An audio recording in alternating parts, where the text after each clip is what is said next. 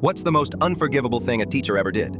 So I have a severe peanut allergy. I've had it since I was 7, and I always carry my EpiPen. It's in a hard case with my name and prescription clearly labeled. Every teacher I've ever had knew about it. But this one day, we had a substitute, and she walked in already looking annoyed. No hi, no good morning, just a list of rules and this weird tension in the air. I kept my head down and focused on my work until she started pacing the room. That's when she noticed my EpiPen clipped to my waistband. She stopped and straight up asked if it was a vape. I told her no, it was my EpiPen. Even held it up and showed her the prescription label. I explained I had a life-threatening allergy and needed it on me at all times, but she just looked at me like I was making it up and said it was a new excuse. She told me not to bring banned items into class, then snatched it out of my hand, walked to her desk, locked it in a drawer, and said I could get it after school. I reminded her I had anaphylaxis, that I could go into shock, but she didn't care. She just said to tell the nurse, but the nurse wasn't even there that day. So I sat in that class, staring at that locked drawer, trying to breathe through the rising panic. Then, at lunch, it happened. They ran out of labeled trays and gave me my usual green beans, but I guess they were cooked in something different. 10 minutes later, my throat started closing. My skin felt like it was on fire. My vision blurred. I stood up, knocking my chair over, trying to grab for my EpiPen, but it wasn't there. I was gasping for air, trying to yell for help, but nothing came out. I heard someone yelling my name, but it sounded far away, like underwater. Finally, someone ran to get the sub. She froze, then said,